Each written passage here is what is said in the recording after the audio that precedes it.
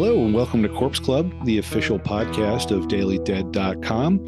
You have opened the box and we have come. It's just going to be two of us today. It's me, Bryan Christopher, and joining me is Derek Anderson. How you doing, Derek? Doing well, Bryan. Glad you summoned me here tonight to discuss the sights that we have seen. Yes, the sights to be shown, the sweet suffering. Let's see how many of these we can get out of the way. Suffering be legendary even in hell. Come to daddy, blah, blah, blah, blah, blah. We're talking Hellraiser. We're doing the reboot. Of course, that's what we're doing this week. And of course, I'm hosting it because I cannot shut up about this franchise. With the past month has been all Hellraiser all the time. It was the 35th anniversary, so we celebrated by doing our Hellraiser. We watched all the movies in the franchise, and that was also a good way of leading up to the reboot that came out this past Friday the 7th. So we were greatly anticipating to see what is David Bruckner and company going to be able to do with this franchise that has been run into the ground over the past 35 years. Yeah, Derek, what kind of going into it, what was your anticipation? And how much were you looking at the stuff that was coming up? Were you checking out the trailers, the interviews? Were you trying to go in cold? What was your approach? I tried to go in as cold as possible. It's kind of like my new strategy with these movies is I'm trying to go in with the least amount of preconceived knowledge as possible, just because, some trailers are great and they give you a sense of the movie without giving too much away. And then other trailers just show you like every single kill and twist in the movie. So It's hard to know which trailer you're going to get going into it. And so for that reason, I tried to just avoid actually watching really anything about the movie ahead of time. Of course, we discussed it briefly on the previous episode of Corpse Club, where our co-host Jonathan James discussed his thoughts on it. And I know you kind of jumped off the episode at that point, but I stayed on and just got kind of a sampler platter of what was to come, but he was very good about not giving anything away. So I felt safe. Yeah. I buried my head in the sand about all things Hellraiser related after the first kind of promotional stills came out. Once I saw kind of the first shots of a few of the Cenobites, and of course the priest played by Jamie Clayton, that was like, okay, my interest is piqued. I want to go into this as cold as possible. I don't want to know what's coming. So I didn't watch the trailer. I didn't read an interview. I didn't read any reviews. And as you said, I stepped away from the microphone while Jonathan was talking during last week's episode. So I went in, I think, as cold as I possibly could. I also think that was a bit of a fool's errand because there's no way I'm not going into a reboot of my favorite movie of all time without some kind of preconceived notions about what we were going to get.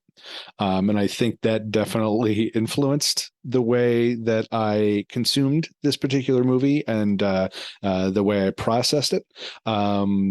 And so, yeah, I think we're going to get into all that. We're going to start off for folks who haven't seen the movie yet.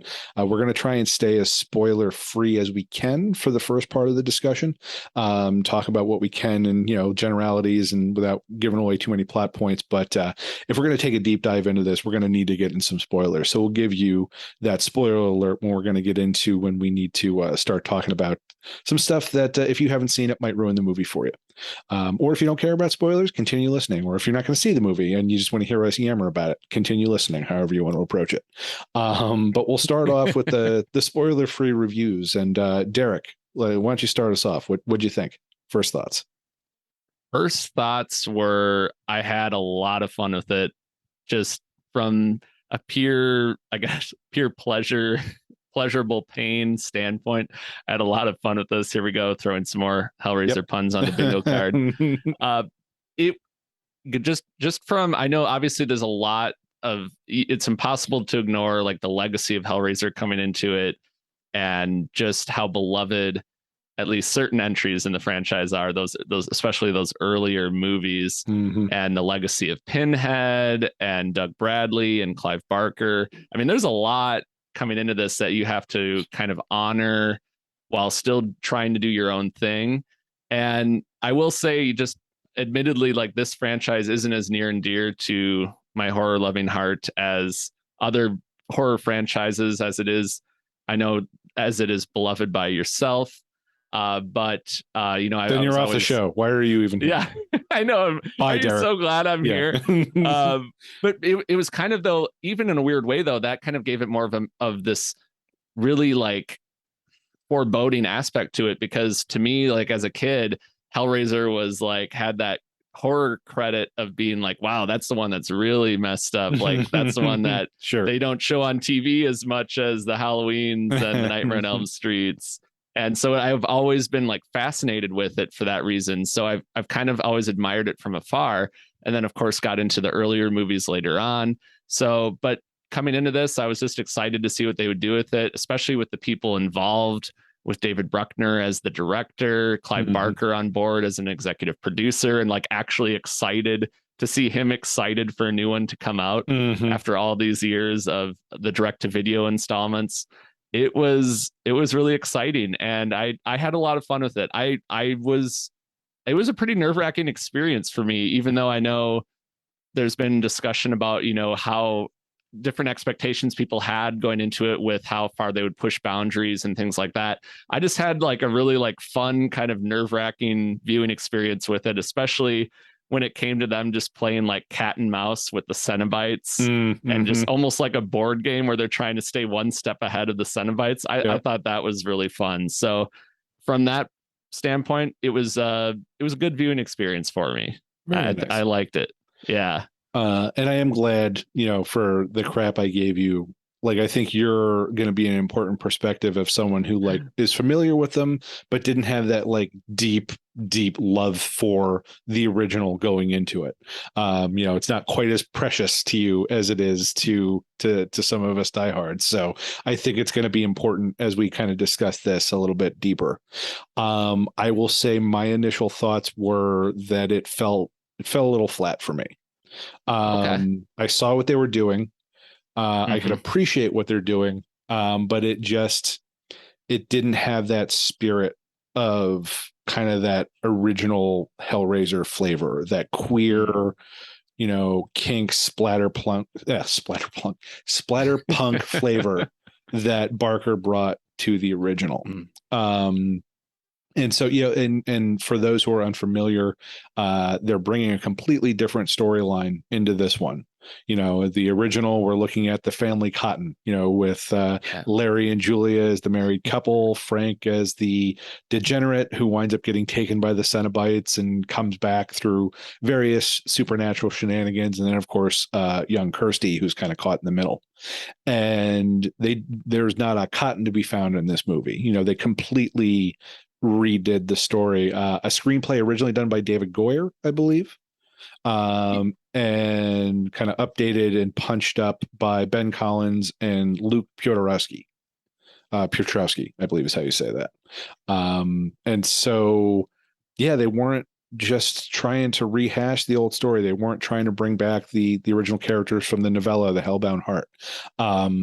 They take a character, Riley, played by Odessa Azion, and the approach they take for her is that she is a recovering drug addict, and she's with her partner Trevor. They're both struggling. He's still kind of using. She's trying not to use, but you can tell she's just on the edge. She's living with her brother's boyfriend, and a couple of roommates. And you can tell they're just on the brink of bad stuff happening. And so, you know, as a desperation ploy to, you know, maybe kind of, you know, coming into some money, they steal, like her and Trevor find out that there is this shipping container that has this item on it. It was owned by this old like decadent billionaire, I believe. What is the character's name? Roland Voight, I believe, played by Goran Visnyak.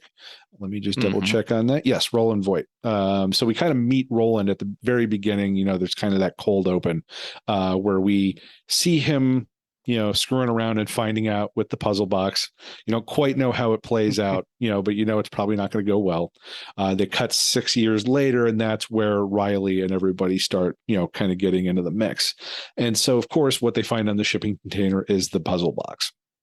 And so Riley inadvertently releases the Cenobites, and then it's a whole new kind of ball game in terms of how they approach kind of what the Cenobites are doing, how the Lament configuration works. And so we'll save that for more into the spoiler territory. But suffice to say that this is not the original Hellraiser. They're not trying to just bring new flavor to the old story. They're just creating a completely new story, which I appreciate.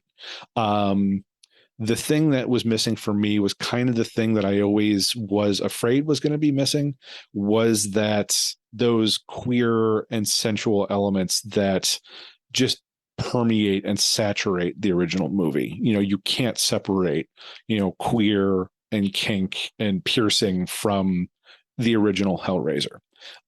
This is taking a much more, I think, accessible approach. I think this is for those folks who, Derek, you talked about, it was almost like, you see it from afar and be like, ooh, I heard that one's pretty heavy. I don't know if that one's for me. Appreciate what it's doing, but I don't know if I can I don't know if it's going to click with me. I feel like there's an intent to maybe click with those audiences that couldn't quite jive with the original one and make something that might be a little bit more accessible for them. I could definitely see that. Yeah, especially with just the way they present some of the Cenobite mania and the interactions with the Cenobites, and just, there's things that are hinted at but never fully shown. Mm-hmm. And I feel like it almost feels like maybe they left some stuff on the cutting room floor, or maybe that was just an intentional decision from the get-go. Like, we want to hint at some really splattery kind of psychological stuff here, but we're not going to really get into it or show as much of it as Clive Barker did. Mm-hmm. So, and maybe that is, like you say, maybe that's because they realize they're going to have so many newbies watching it to the franchise, and they don't want to scare them off. But at the same time, you also have to respect the people that have kept this franchise alive and the original vision for it too. So I think there's definitely, I definitely would have loved to have seen some more of that too, because like you say, you can't take that out of this franchise. That is the heart of this franchise. Yeah. And one of the things that, as I was coming to the end of the movie, I had this sense that people who actually like Hellbound Hellraiser 2, the sequel. The folks who prefer that one to the original will probably appreciate this reboot more than people who prefer the original, because they really are a lot more about that Leviathan world building. These are the Cenobites are these creatures of this other plane, and they kind of dive into and hint a lot more, just the way Hellbound did, at what that other plane looks like, and it kind of gets into the power dynamics and the structure of that, and they approach it more from it's not as much extreme sadomasochism like it is in the first one. It's more I don't know, there's a trickery element to it, the monkey's paw element. You're going to open this thing hoping for one thing, and you're going to get this twisted, awful, distorted version of it, and they just take that to a very extreme level. Yeah, and it's very kind of straightforward in setting up kind of the new rules of Hellraiser, where it's for those who are, you can kind of tell it's almost like a blueprint for, if you've never seen a Hellraiser movie, here is the Lament configuration. Here's, like you say, the trick element of if you get stabbed by the Lament configuration, whether intentionally or accidentally, now you are marked. And then this happens. And so it's very much and you see that kind of repeated as a pattern, which is, it was fun to watch that, but I also know it was a little more straight, not as trippy or unpredictable or just atmospherically what is happening as some of the other Hellraiser movies, or what those films are known for traditionally. Yeah. Like the new puzzle box in this film, this whole thing is a lot more mechanical. Yes. It's a lot more Yep. about ramping up tension based off of they show you at the beginning like what happens when certain things happen with this box, and then they play with, well, what happens if you take this element of it not happening, or Hmm. if everything happens the way you've seen it happen earlier in the movie, is it just a matter of time? Is there any way that these characters are going to be able to kind of escape their fate? So this is like, it's really moving more into, they're trying to build tension with the way this box plays out. And that wasn't really, I don't think, as much of a concern in the original. And again, I think that goes back to, they're trying to open this up for more mainstream audiences. So they're looking for those beats that are gonna be more familiar to people than the original was. Yeah, it's something where you want people to know kind of exactly. You could tell they want people to not really be confused by the narrative, or like what it, you watch it once and you kind of have a feeling for exactly what happened and why it happened. Mm-hmm. And I can definitely appreciate that, but then I can totally see, like, from your perspective as a diehard fan, where you probably like it to be a little more unpredictable, a little more not so, like you said, mechanical, where Mm-hmm. it is so technical and almost too precise in some ways. Mm-hmm. But it is interesting how they really, in some ways it almost felt like Nightmare on Elm Street movie, the way that you get stabbed by the box and all of a sudden Yeah, the world starts changing and you get isolated from the other characters. And there's a then, lot more of a dreamlike quality to it. yeah, Yeah. yeah. And you have the priest, of course, the with the classic Pinhead type appearance played by Jamie Clayton, where she's like the Freddy Krueger almost of this movie. Mm-hmm. And so when you start seeing her, you know that you're in trouble. But it is kind of a little more straightforward than I was expecting, especially with the reputation and just Clive Barker and how much of a visionary he is too, especially with that first movie. It Yeah. was a little bit different than I expected, and almost felt like a Saw movie too in some ways, with how mechanical it was, and the Mm-hmm. traps, and Mm-hmm. the room that Voight had in the mansion, Mm-hmm. where he would actually trap people and almost sacrifice them to the Cenobites. Yes, absolutely. Yeah, there's definitely, I can see the Saw parallels there, where, and I think this is a big thing. Yeah. I think at this point, I think, I don't know that I can come up with like a set line and where we're going to start crossing into spoiler territory. So I think at this point, let's just go ahead and give that blanket spoiler warning, because I think at some point we're going to start seeping into different things. Because I think what I'm going to start with, depending on whether or not you consider this a spoiler, I feel like the Cenobites are really more central villains in this than they are in the original. We talk Yeah. about, us, the diehard fans talk about how one of the big things that we highlight about the original Hellraiser is that the Cenobites aren't the villains. They're a background threat, and they will ruin your day if you come across them. But Julia and Frank Cotton are the villains of that movie, and the Cenobites are kind of just doing what they do. They're not necessarily like malevolent in their intentions. It's just the thing that they do, a lot of people aren't going to like. Right.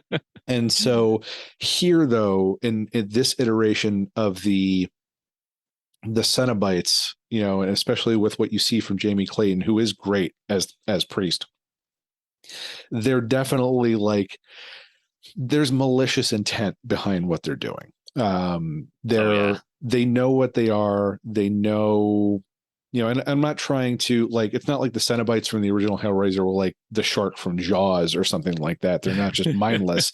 Like, obviously they know what they're doing. That's part of their appeal, is that they're these kind of more sophisticated, elegant creatures than we're used to seeing. But like here, it's hard to describe what the difference is, just in that, like, again, going back to that monkey's paw idea, like, they know they're screwing with people, and they know Hmm. they're offering them a false bill of goods. and they're just doing all of that because they want to inflict that pain and suffering on people. And so they're definitely a lot more manipulative that way in this version of the Cenobites than what they are in the original. Yeah, it does feel like there's a lot more, just comparing it to like those first couple movies, it feels like there's a lot more like strategy on their part where they're trying to be cunning, they're trying to be a little more manipulative. Like it feels like, and they kind of, when they get someone, they're like, see, we gotcha, because we stabbed you with the box, and or we tricked you into, or forcing someone else to get stabbed by it. So it definitely feels like there's a little more like satisfaction that they get out of having more of a direct hand in it. Because like you said, they're kind of just a means, like they just are doing what they do in that first one. Like it's not like they're going out of their way. Like, okay, they have to be summoned. Like this is just the way it is, like now we're going to, put chains all through your flesh and tear you apart. Like, sorry, you asked for it, man. You can't hang. That's on you. Right. But yeah, you're like, so like the difference between those Cenobites and these Cenobites are like, if you look at part 2, when Tiffany, the young girl who's really good with puzzles, they get her to open the box, and Pinhead's like, no, we don't, like it. The line is, I think, it's not hand that summon us, it's desire. You gotta want to do it, and there's got to be intent. These Cenobites are just like, no, we will play every trick in the book. One of the key elements is like, if you open the box, you need to get stabbed by it when that contraption comes out, but they will do every dirty thing they can to like make sure that happens. They are more collectors almost than they are like experiences of sensuality. They just want to get more, and they're very greedy, and they're almost like shark-like that way. So yes, it's a very different flavor of Cenobite than in the original. Like these Cenobites, there's no way they let Tiffany live. They're like, no, we'll take whoever we can get. Yeah. Like they're going to be joining our realm of just absolute agony and pain and pleasure and all that good stuff. But yeah, it is interesting, and it almost feels a little more, especially because there's so much of them in the real world too. And like you said, they're almost like sharks, and it feels like almost like a Dead by Daylight level or something like that, where you have like, here's the map, here's the Cenobites, here's what they can and can't do. We have this fortress. And I mean, I would love to play this level. Well, now that you've said it, like, yeah, for folks who have seen it and for folks who have seen Dead by Daylight, like, you can't tell me that Voight's estate would not make for an outstanding Dead by Daylight platform. For those who aren't familiar, Dead by Daylight, it's a video game across a bunch of different platforms where you either play a killer or you play one of the people trying to survive and escape the killer. The killer tries to get as many people as they can and basically hang them on a hook to sacrifice them to this evil entity. And they have different flavors of that. So they'll bring in different downloadable content. One of them was actually Hellraiser, so you can chase people as Pinhead. But like, and they'll do like, you can go through like the Silent Hill, there's a Silent Hill arena or whatever you want to call it. There's a Raccoon City, there's a Springwood, and so they keep bringing in these different platforms, these different levels. And this would be perfect for that. You have those different mechanical rooms. You have the different, like, if you hit a switch, the doors will go across and you'll be safe. But, someone else could hit another one, or there's a trap door. Like, there's a lot of real fun things you can do with that in Dead by Daylight. But all that to say, like, that's, again, like, you're not going to see any of this. None of this reflects what, like, if, again, a diehard is expecting. Like, there's no, mechanical rooms or anything like that. This is all very new to the reboot.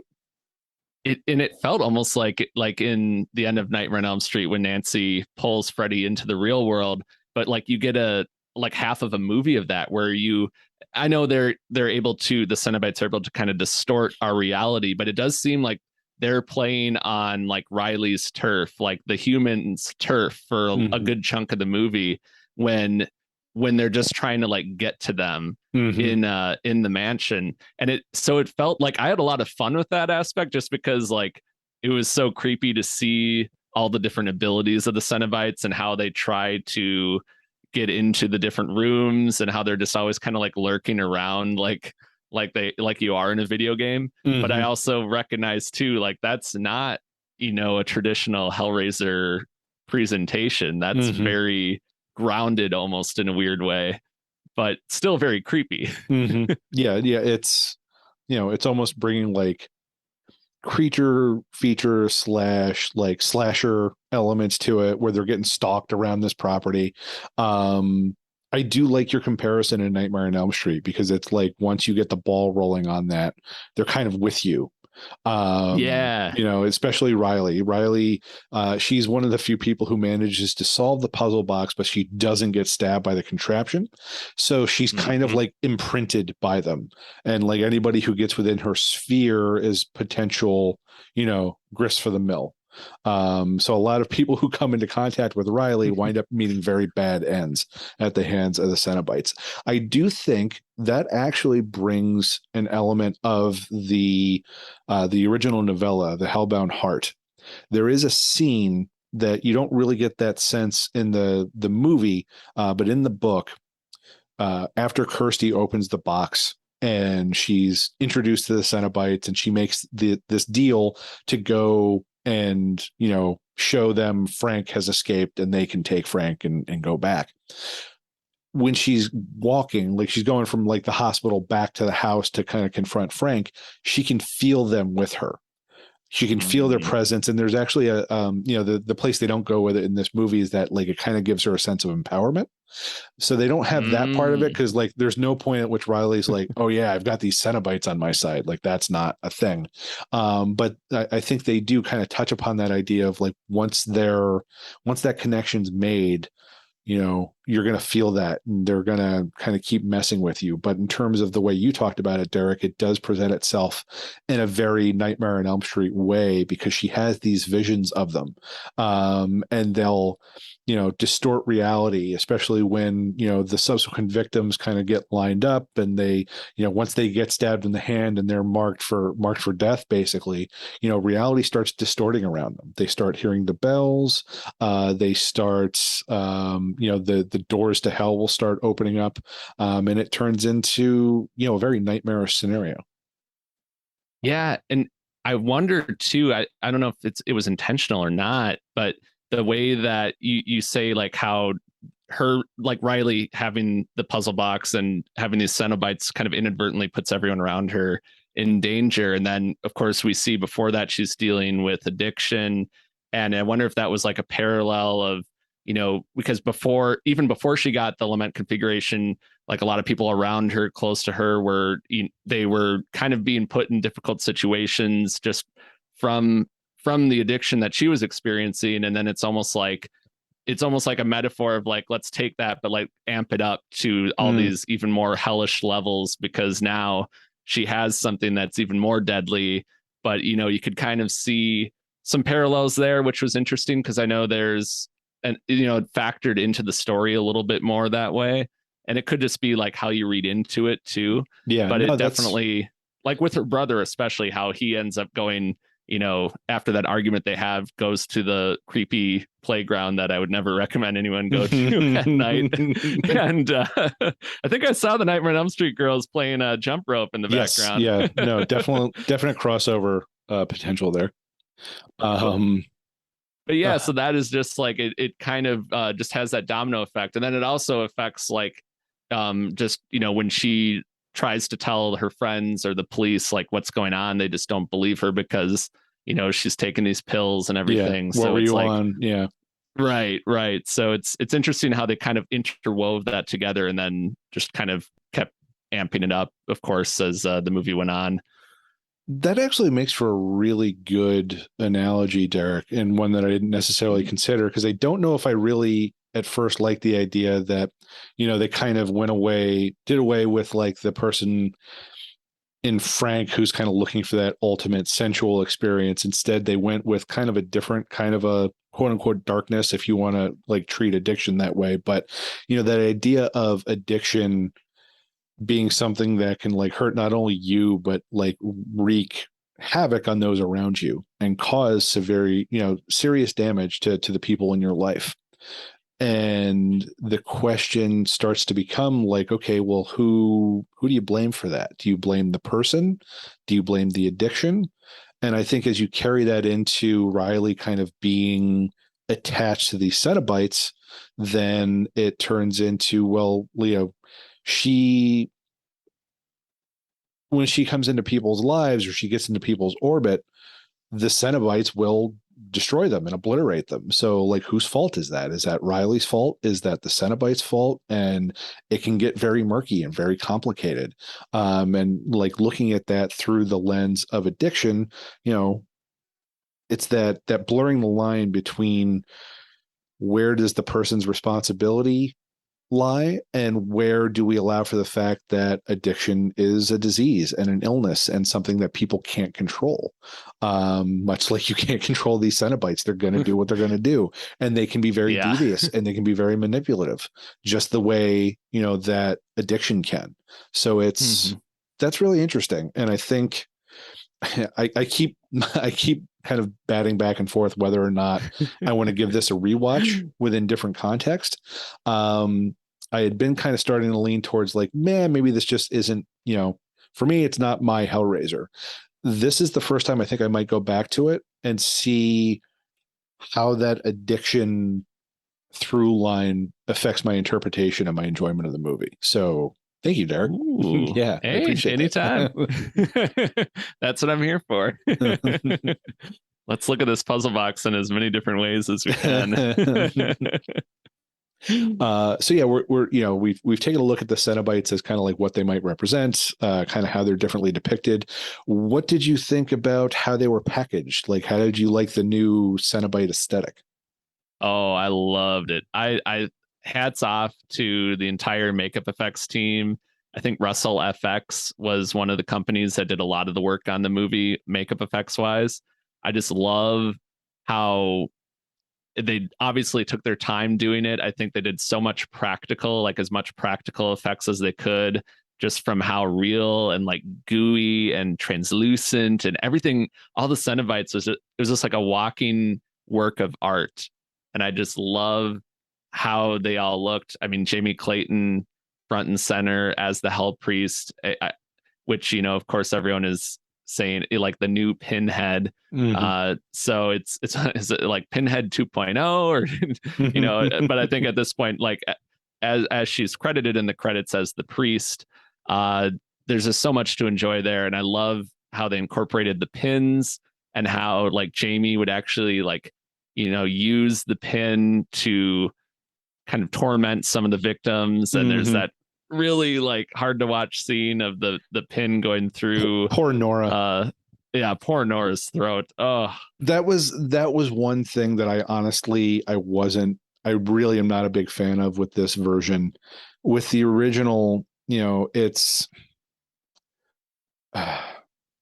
they're slightly like they're tiptoeing up to like torture porn sequences in this one where they're really kind of laying into it, which I don't think would be as much of a deal for me if not for the fact that like we're dealing with actual innocent people in this one, because the Cenobites don't discriminate. It's not a thing of desire. They're just taking whoever they want. Sometimes that's innocent people who are kind of getting caught in the crossfire. And so I felt really bad that the fact that like, because again, with making things more accessible and kind of having those beats that you recognize, there's that buildup in terms of what you see and what you don't in like the kill scenes. And so at the beginning, it's like, you only get very like peripheral visions of what's going on. As you get from person to person, it gets a little bit more flamboyant. But the one where they really do it in all its glory is this poor woman, Nora, who has nothing to do with this. And it's just like, she gets, the prerequisite chains through everything. She gets contorted, stuff gets ripped off. That's where, you have the scene where the priest takes one of her pins and just puts it right through her throat. They have like that in the throat shot of pin going through. Like all of that is so just mean to watch when like it would be more interesting to me if that was like someone who had it coming, as opposed to like, oh, this poor woman who's just like, your only, the only mistake you made was being roommates to people who stumbled on this shit. Right. I mean, and Nora is she's like nothing but helpful the whole movie, just trying to help out it, like when everyone else is losing their crap, she's like holding it together and just trying to just be there for Riley and everyone else. And then like, yeah, that scene was so hard to watch because she did nothing to earn that. Like she was, and then on top of that too, she wasn't even messing around with the puzzle box. She got stabbed by Voight in the tunnel behind the wall. So it was like she did. It was very hard to watch for that reason, and I felt the same way. Where I was like, I felt so bad for her character, and I think that would have been a much more satisfying thing if it had happened to Trevor after you find out that his character has had this hidden agenda, and like, so you're thinking, okay, when he finally gets captured, like that would be when I would expect them to like really show stuff. But instead it was her. So that I do agree that could have been handled with a different character, just because it was, not a character who deserved any of that.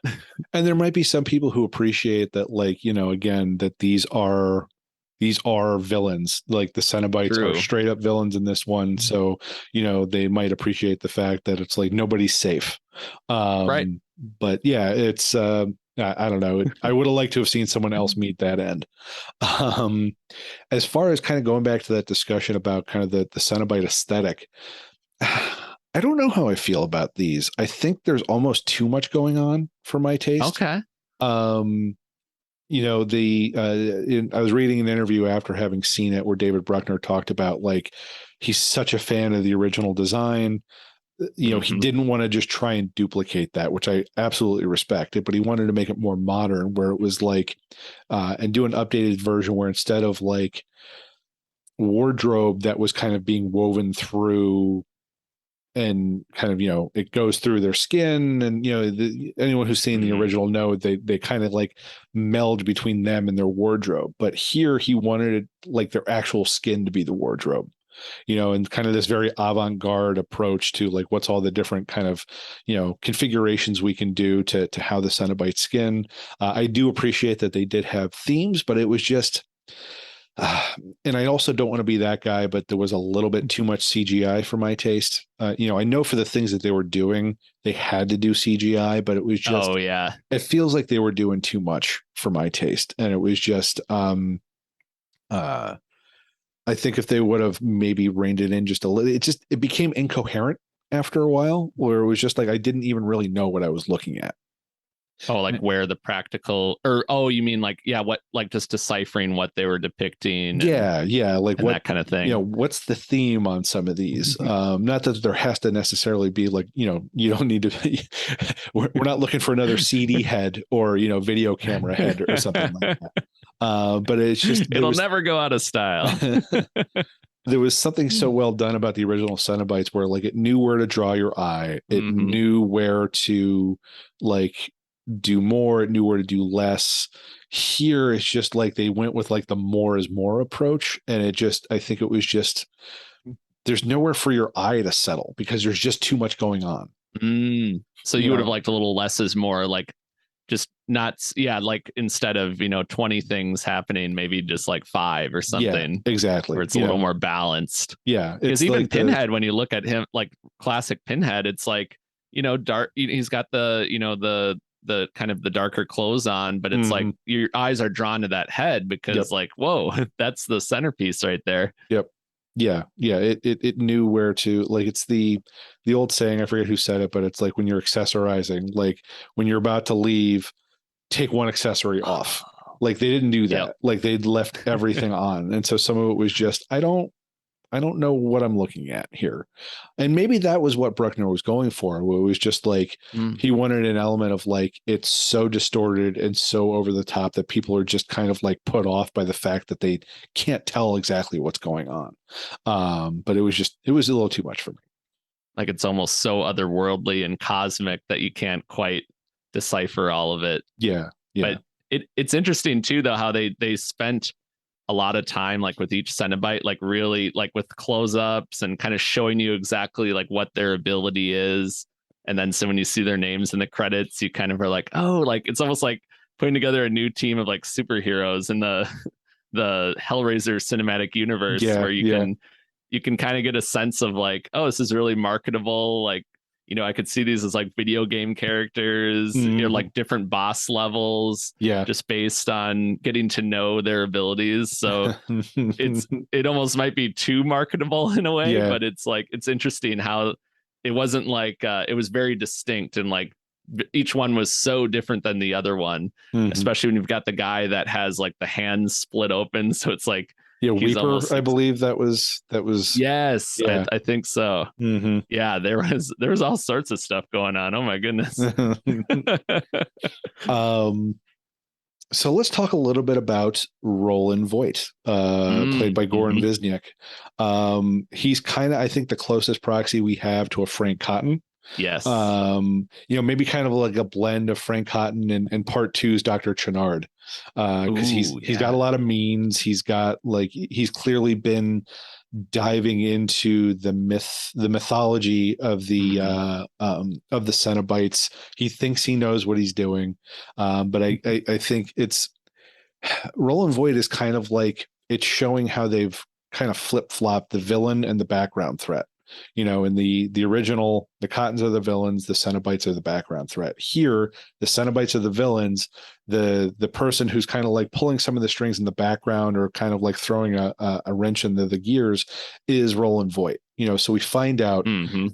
in that kind of like, pre-credits cold open, we see this hint that he's trying to get access to Leviathan because he's going to tap into its power somehow.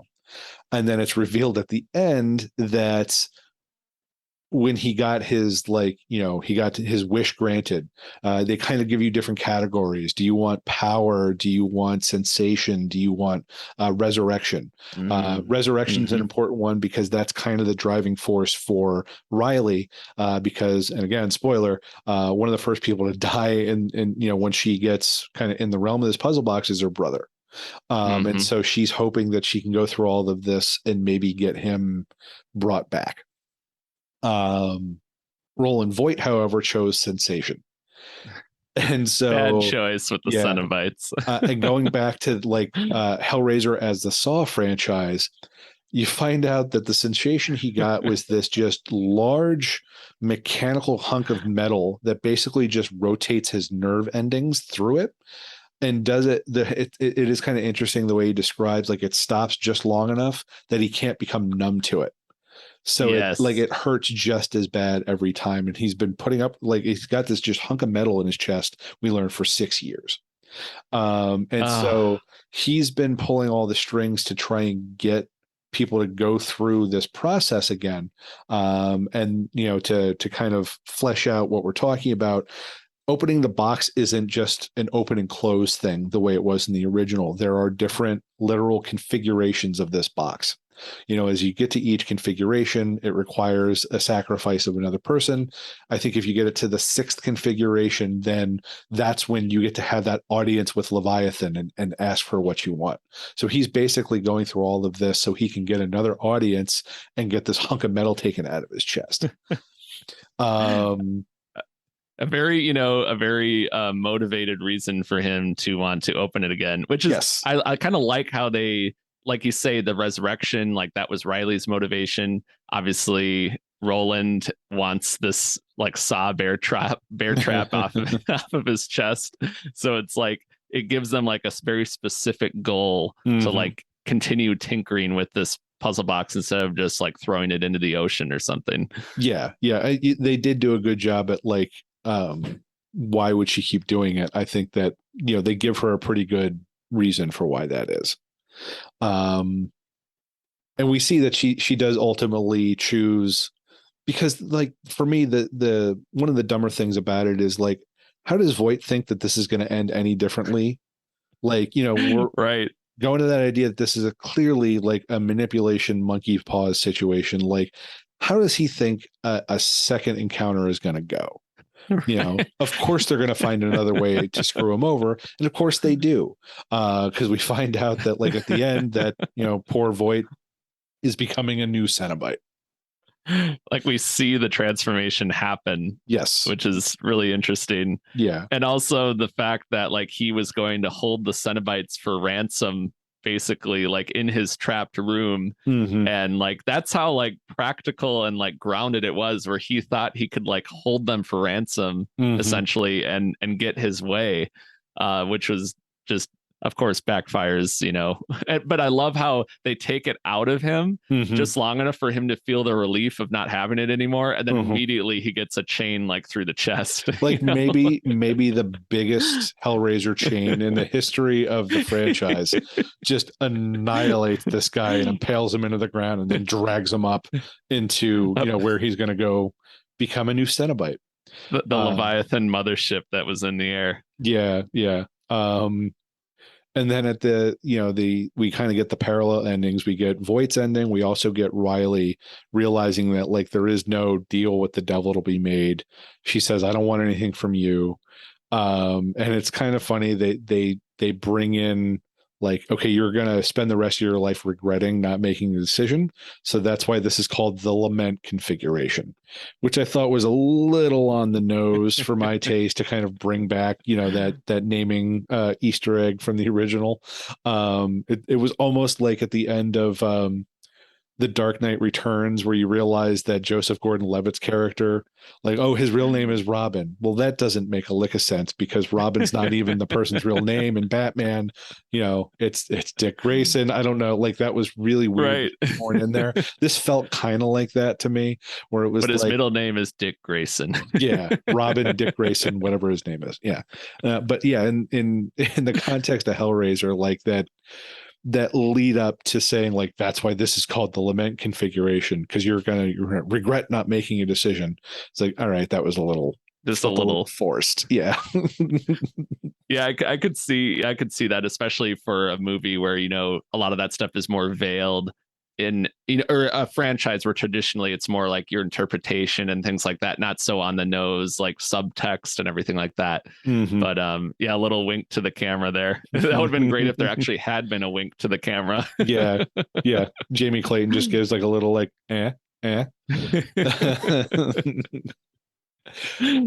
All right. And it was interesting too, because it was almost like Riley's decision to live with that regret. That was almost that almost freaked out the Cenobites, because they're like, really, you want to do that? Like, dang, okay. We thought we had you. Like, we thought we had you. Hook, line, and sinker. Get it, Hook? Yeah. Yeah, you could. That was an interesting. Like, they kind of betray the fact that they were thrown by the fact that she was like, nope, I'm not doing this. Which is it's commendable to Jamie Clayton's acting, because she has to play that fine line of like not showing emotion, but then also like doing little things to show like, oh, like how she was surprised by her decision, or how she would get annoyed sometimes with Riley and things like that. Like very subtle like acting that you have to do, but also still be like very like dominating and just really intimidating just from your screen presence. So I thought that was a very good performance, I thought, overall from what she brought to that role. Yeah, no, she was great. I really love Jamie Clayton in this. So for me, ultimately, this movie never stood a chance in terms of like, there's no way it's going to live up to the things I was hoping for it to do, especially within the context of being a movie that was trying to, get more audience eyes on a franchise that can, in a lot of ways, be very inaccessible. I will say, for those out there who feel like this wasn't what they wanted from a Hellraiser movie, look to another David Bruckner movie if you want something that's a little bit closer, that he did just last year, The Night House. The Night House was actually, and this was, our our fearless leader Jonathan James brought up the notion that the Night House felt like it had the DNA of a Hellraiser movie, and that was actually confirmed in an interview that Piotrowski did with one of the co-writers of the Night House, and then later Hellraiser, the reboot. He did with, I believe, Bloody Disgusting, where he talked about a lot of the concept of the Night House were actually carried over from a very early Hellraiser reboot pitch that they had done a while ago. Because this, for anybody familiar with Hellraiser, this this reboot has been in the works for well over a decade, and additional, direct-to-video movies have come out before this was actually, before this came to fruition. So there were different iterations, there were different pitches. And so some of the elements that were in like one version that was pitched wound up becoming the Night House. And you'll see a lot of like kind of the inverse and kind of like parallel universes or dimensions that you kind of get that flavor of from Hellraiser and from the Hellbound Heart. There's some kind of like kink related iconography showing up there. So if you want something that's a little bit closer to the spirit of the original Hellraiser, that's a good one to watch. Like I said, I think this one is a great one for those who prefer Hellbound and really like that world building element of it. And the more I'm seeing, the target audience for this, like you, Derek, were people who, because another person who really liked the reboot that didn't necessarily really connect with the original, Nolan McBride of Dead Ringers. It talked about how he really appreciated kind of the different approach they took to make it something that was just, something that he could click with a little bit more. So, is this ever going to be for me, or is this ever going to be like my favorite iteration of Hellraiser? Absolutely not. But I can legitimately appreciate the fact that there are other people who see this and be like, okay, this is my version. This is the one I can get down with. So I really, I dig that. Derek, what are your final thoughts? Final thoughts. I'm really glad that they made this movie, just first and foremost, just because I think it's going to be a great gateway movie for a lot of people to go explore the other films, in particular the earlier Hellraiser films. I think it's already kind of reignited a lot of interest in the franchise, and I think it's doing what we've kind of seen like the Halloween franchise do recently, where it's trying to kind of reintroduce some familiar elements. You get you get the Hell Priest with Jamie Clayton kind of resurrecting a new version of the Pinhead character. You get the Chatterer. Mm-hmm. You get some fun things, but you're also trying to tell a new story. And I think it for me it succeeded in just giving me a really fun kind of nerve-wracking time. Although it and it made me want to play Dead by Daylight some more, so there is that. And it definitely was just an experience I appreciated, and it's one where I recognize, though, it will be kind of divisive amongst different levels of the fan base. We're kind of in our own Leviathan puzzle box configuration as a fan base too. So but a lot of fun, and something I want to revisit. And I think it's something that, I have friends that, haven't seen some of these movies before. And I think this would be a good entry point just to see like what their thoughts are and then kind of go from there. So overall enjoyed it and excited to see where they go next, because do you think we get more of these?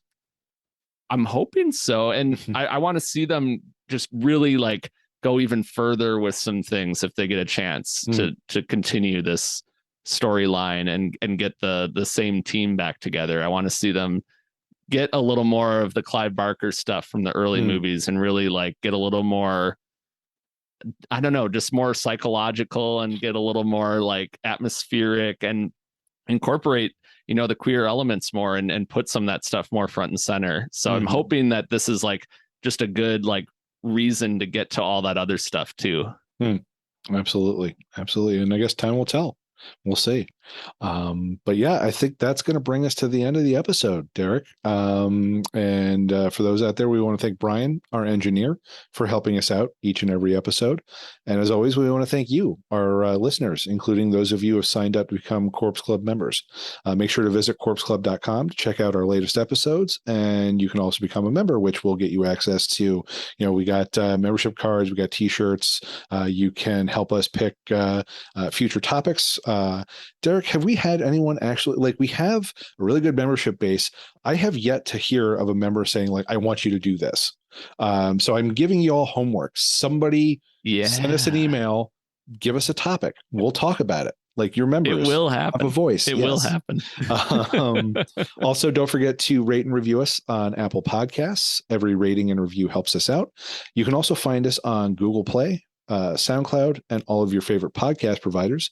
If you want to get in touch, you can reach us at any time at contact@corpseclub.com, or on Twitter at Daily Dead News or at Corpse Club, and on Instagram and Facebook under Corpse Club. Thanks again for listening, and until next time, stay scary.